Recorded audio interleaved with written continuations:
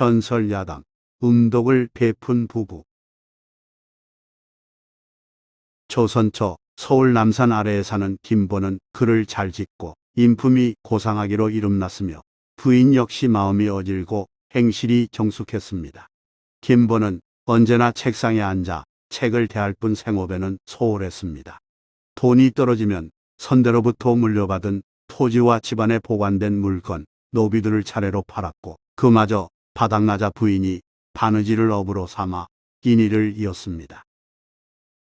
하루는 평소 친하게 지내는 사람이 아침에 그 집 앞에서 젊은 종이 쇠고기 한 짐을 짊어지고 안으로 들어가는 모습을 보았습니다.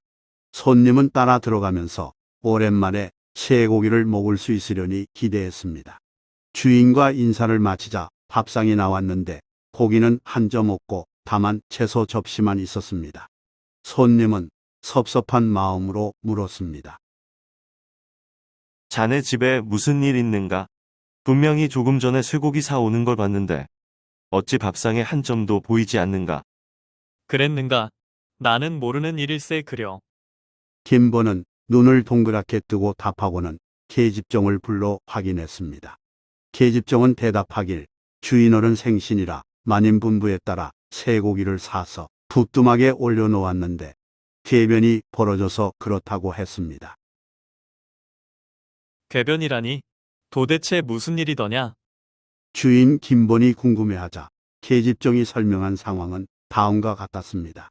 그 고기를 훔쳐먹은 개가 갑자기 죽자 마님이 놀라서 고기 사온 종에게 먼저 사간 사람이 있었느냐고 물었으며 없다고 대답하니 바느질로 모아둔 돈 30냥을 몽땅 내어주며 나머지 고기도 빨리 사오라고 시킨 다음 뒤뜰 연못에 던져버리게 했습니다.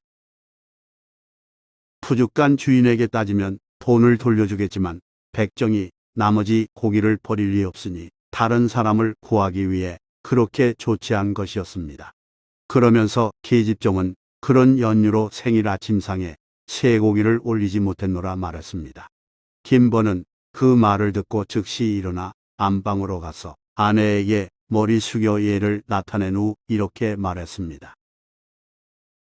부인, 참으로 어진 일을 하셨소. 음덕을 베풀었으니 우리 집에 좋은 일이 있을 것이오. 김본이 돌아오자 손님은 2번 머리 숙여 인사하고 부인이 손수고보다 100배 훌륭한 일을 했다고 칭찬했습니다.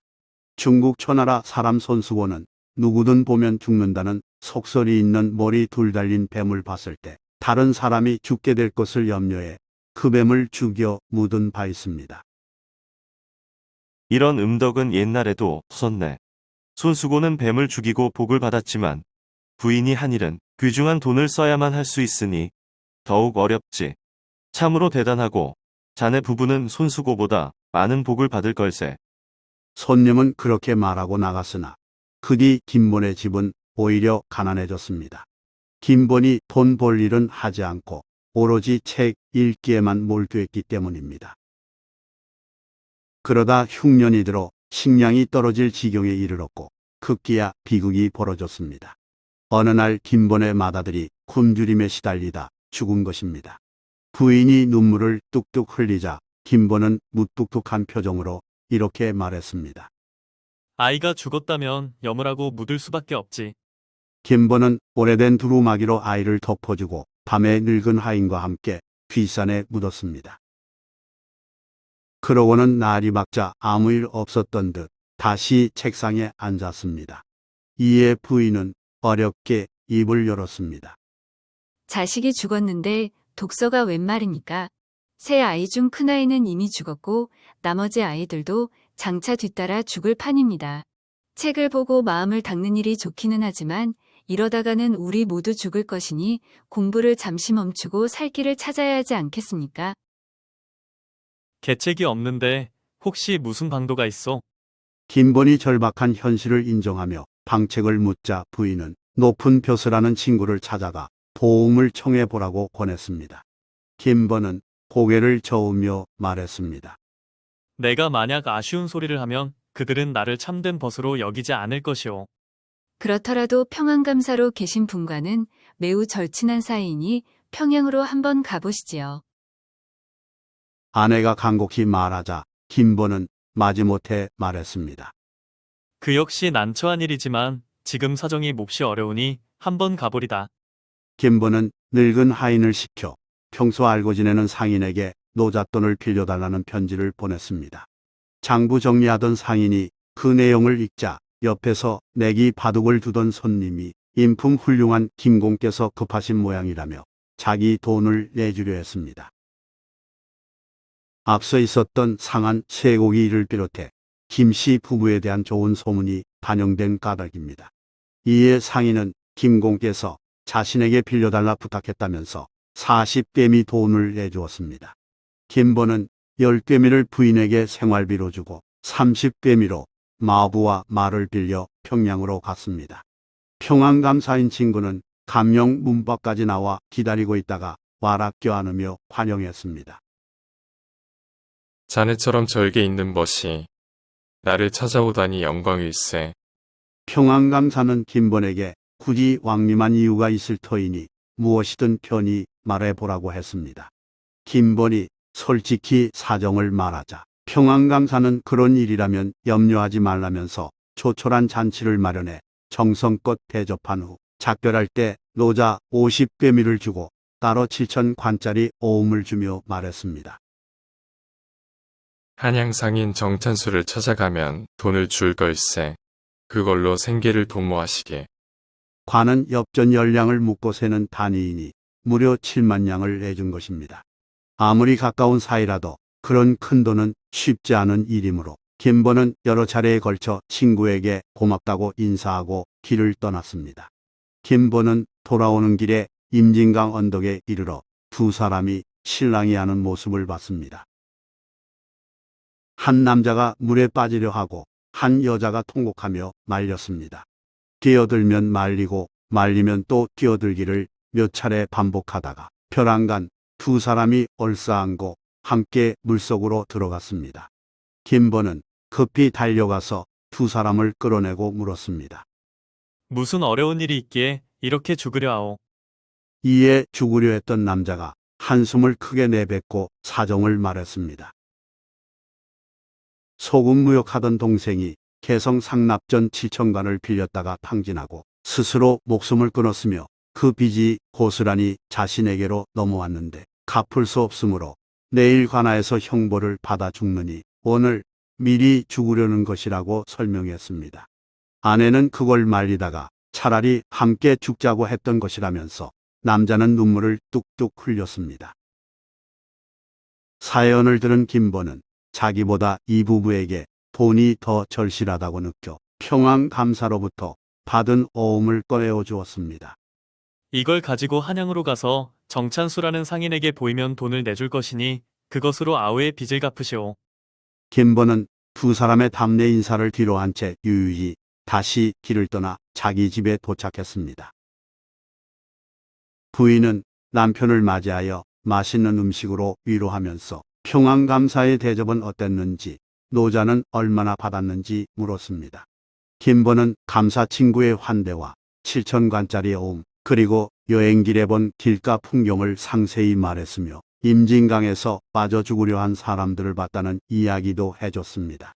다만 죽으려던 부부에게 오음을 내준 사실은 숨겼습니다. 우리 집이 가난한 탓에 내 수중에 돈이 있으면서도 강물로 뛰어드는 사람을 그저 바라만 보다 그 자리를 떠난 일이 마음에 걸리오. 그러자 부인은 크게 실망했다면서 남편을 나무랐습니다. 당신이 이처럼 부덕한 줄 미처 몰랐습니다. 사람을 구할 재물이 있음에도 그냥 지나치시다니요. 7천관은 큰 돈이지만 도둑 맞을 수도 있고 어차피 사라질 돈입니다. 말을 마친 부인이 돌아앉자 김보는 뒤늦게 껄껄 웃으며 말했습니다. 사실은 내가 어음을 주어 그를 죽지 않게 했소. 그 사실을 짐짓 숨긴 것은 부인이 낙심할까 염려했기 때문이라오. 그제야 부인은 얼굴을 펴면서 참 잘한 일이라고 남편을 칭찬했습니다.